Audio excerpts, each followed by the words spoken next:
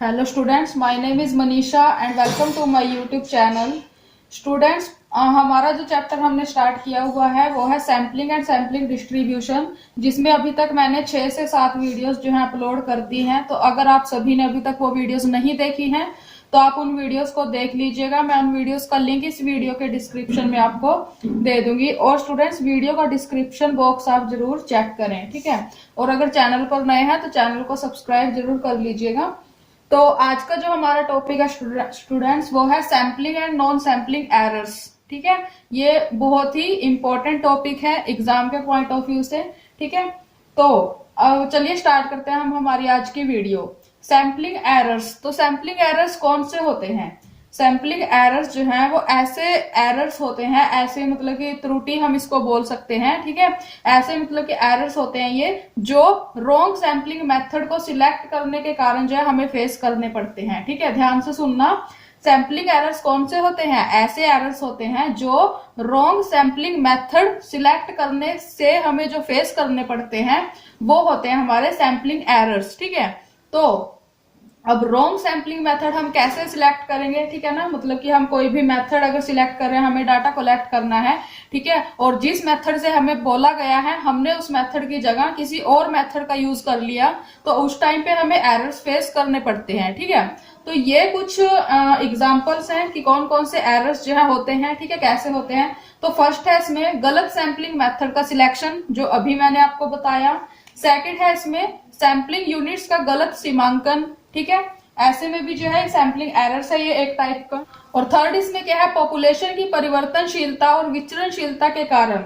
अब यहाँ पे परिवर्तनशीलता का मीनिंग क्या है? यहाँ पे इसका मतलब है चेंजेस से, ठीक है, कि जो पॉपुलेशन हमें दिया गया लेकिन बाद में उस पॉपुलेशन में कोई चेंजेस कर दिया गया, ठीक है, और उस चेंजेस के कारण हमारे डाटा में जो भी डिफरेंस जो है आएगा, ठीक है, तो वो कम भी हो सकता है और ज्यादा भी हो सकता है, ठीक है ना। तो उसके कारण हमें जो फेस करना पड़ता है एरर्स, ठीक है, वो है सैम्पलिंग एरर्स हमारे। फोर्थ है इसमें क्या है कि जब एक सैंपल को किसी दूसरे सैंपल के सब्स्टिट्यूटिंग किया जाता है, मतलब कि किसी एक सैंपल को हटाकर किसी दूसरे सैंपल को उस सैंपल की जगह पर लाना, ठीक है ना, तो उस टाइम पे जो हमें एरर्स फेस करने पड़ते हैं वो हमारे होते हैं सैम्पलिंग एरर्स, ठीक है। तो ये बेसिकली 4 इसमें हमारे पास सैम्पलिंग एरर्स दिए गए हैं, ठीक है, कि किस किस टाइम पे जो है हमें एरर्स जो है फेस करने पड़ते हैं। तो आई होप स्टूडेंट्स की सैम्पलिंग एरर्स जो है आपको समझ आ गया होगा। आगे चलिए हम देखते हैं नॉन सैम्पलिंग एरर्स हमारे कौन से होते हैं। स्टूडेंट्स, नॉन सैम्पलिंग एरर्स, ठीक है, तो नॉन सैम्पलिंग एरर्स हमारे पास कौन से होते हैं? ये ऐसे एरर्स होते हैं जो गलत सैम्पलिंग मेथड की वजह से नहीं बल्कि ह्यूमन बींग्स की वजह से जो है हमें फेस करने पड़ते हैं, ठीक है ना।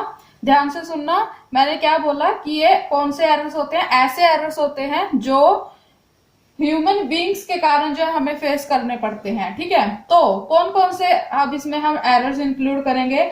फर्स्ट इसमें है रॉन्ग प्लानिंग, ठीक है। रॉन्ग प्लानिंग मतलब कि ये क्या है? एक टाइप का ये सैम्पलिंग नॉन सैम्पलिंग एरर है ये, ठीक है ना, कि जो ह्यूमन बीइंग है वो डाटा को कलेक्ट कर रहा है, ठीक है, डाटा को एनालाइज कर रहा है, लेकिन क्या पता कि उसने जो प्लानिंग की है, ठीक है ना, किसी भी काम को करने से पहले हमें उसकी प्लानिंग करनी पड़ती है, लेकिन अगर वो प्लानिंग ही हमने रॉन्ग की है तो उससे हमें इन फ्यूचर जो है हमें फ्यूचर में जाके जो है एरर्स जो है या फिर आप बोल सकते हैं कि प्रॉब्लम्स जो है फेस करने पड़ते हैं, ठीक है। तो फर्स्ट है इसका यही रॉन्ग प्लानिंग। सेकंड इसमें क्या है हमारे पास? सैम्पलिंग यूनिट्स का गलत सिलेक्शन, ठीक है ना। ये भी क्या है? एक टाइप के नॉन सैम्पलिंग एरर्स है कि अगर हमने गलत सैम्पलिंग यूनिट्स को सिलेक्ट कर लिया, ठीक है ना, पॉपुलेशन में से हमने जो हमें सैंपल लेना था लेकिन हमने उसमें से गलत यूनिट्स को जो है सिलेक्ट कर लिया, तो ये हमारे पास नॉन सैम्पलिंग एरर्स का एग्जांपल है, ठीक है। और थर्ड क्या है इसमें? डाटा के कलेक्शन में एरर्स, ठीक है ना, कि डाटा को जब हमने कलेक्ट किया उस टाइम पे जो है ह्यूमन बींग्स से जो है कोई भी गलती हो गई, ठीक है, क्योंकि डाटा तो कलेक्ट किया तो वो तो वर्कर्स ने किया ना, और वर्कर्स क्या है? वो ह्यूमन बींग्स ही है। तो ह्यूमन बींग्स है तो वो ऐसा तो है नहीं कि वो कोई भी गलती नहीं करेंगे, ठीक है ना, तो उनसे गलती जो है वो हो भी सकती है और होती भी है, ठीक है ना। तो थर्ड इसका एरर यही है, डाटा के कलेक्शन के टाइम पे एरर्स, ठीक है। उसके बाद फोर्थ इसमें क्या है? गलत सांख्यिकीय मापों के कारण एरर्स, ठीक है ना। अब हमने डाटा को कलेक्ट कर लिया, लेकिन हमें जो है उसको मेजर भी करना है, और मेजरमेंट के लिए हमने जो है, ठीक है, गलत मतलब कि हमने उसको मेजर किया गलत तरीके से, ठीक है। तो ये भी हमारे पास जो है एक टाइप का नॉन सैम्पलिंग एरर है, ठीक है। और फिफ्थ क्या है इसमें, सैंपल सर्वे का गलत अनुसंधान, ठीक है। जो भी हमने मतलब कि सैंपल हमने कलेक्ट किए हैं, तो सर्वे के थ्रू अगर हमने किया है, लेकिन हमने वो सर्वे जो है उसकी रिसर्च हमने ठीक ढंग से नहीं की, तो उस टाइम पे भी हमें जो है एरर्स फेस करने पड़ते हैं। सिक्स्थ क्या है इसमें स्टूडेंट्स, सिक्स्थ है इसमें गलत प्रश्नावली का निर्माण, ठीक है ना। मतलब कि रॉन्ग प्रश्नावली, इसमें गलत अगर हमने उसमें क्वेश्चनिंग जो है प्रश्नावली हम बनाते हैं, ठीक है, जो हमें मतलब कि पूछना है, जिस बारे में हमने डाटा कलेक्ट करना है, अगर हमने वही ही चीजें उसमें जो है गलत जो है हमने मेंशन कर दी, तो जाहिर सी बात है कि जो वर्कर है वो क्या करेगा, जो उसके पास लिखा हुआ है वो उसके अकॉर्डिंग ही जाएगा और डाटा कलेक्ट करेगा। लेकिन हमने तो वहां पे गलत क्वेश्चन लिख दिए कि इस बारे में डाटा कलेक्ट करना है, ठीक है। तो ऐसी सिचुएशन में भी जो है एरर्स जो है हमारे पास आते हैं। सेवंथ इसमें क्या है, नॉन सैम्पलिंग एरर्स में जवाब देने वाले व्यक्तियों द्वारा जवाब ना देना, ठीक है।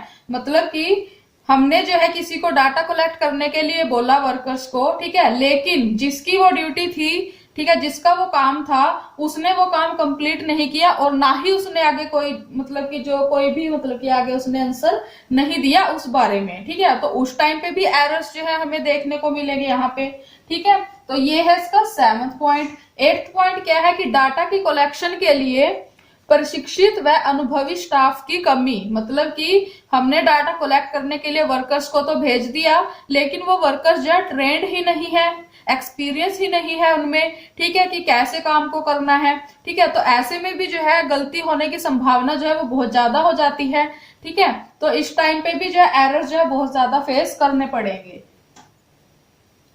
तो ये थे स्टूडेंट्स हमारी आज की वीडियो, जिसके अंदर हमने बात की सैम्पलिंग और नॉन सैम्पलिंग एरर्स के बारे में। आई होप कि आप सबको जो है सैम्पलिंग और नॉन सैम्पलिंग एरर्स में अब कोई भी कंफ्यूजन नहीं होगी कि ये कौन से होते हैं और कैसे जो है हमें फेस करने पड़ते हैं ये, ठीक है। तो आज की वीडियो में बस इतना ही स्टूडेंट्स। अगर आप सभी को ये वीडियो पसंद आई हो, इस वीडियो से कुछ समझ आया हो, तो आप इस वीडियो को लाइक और शेयर जरूर कर दीजिएगा, और चैनल को सब्सक्राइब करना ना भूलें, और साथ में जो बेल आइकन दिया हुआ है उसको भी प्रेस कर दीजिएगा, क्योंकि आगे आने वाली वीडियोस की नोटिफिकेशन आपको उसी बेल आइकन के थ्रू जो है मिलेगी सबसे पहले, ठीक है। तो नेक्स्ट वीडियो में हम स्टूडेंट्स बात करेंगे हमारे जो इसमें अगले टॉपिक्स हैं, ठीक है, सैम्पलिंग डिस्ट्रीब्यूशन है, लॉ ऑफ लार्ज नंबर है, सेंट्रल लिमिट थ्योरम है, ठीक है, और पैरामीटर्स के बारे में जो है हम थोड़ा बहुत इसमें देखेंगे, ठीक है। तो आगे आने वाली वीडियोस में, अभी ये चैप्टर हमारा कंप्लीट नहीं हुआ है, लेकिन हाँ जो इम्पोर्टेंट है इस चैप्टर में वो काफी हद तक हमने इसमें कवर कर लिया है, ठीक है ना। तो नेक्स्ट वीडियो में हम मिलेंगे इसी चैप्टर के टॉपिक के साथ, एंड तब तक थैंक यू सो मच।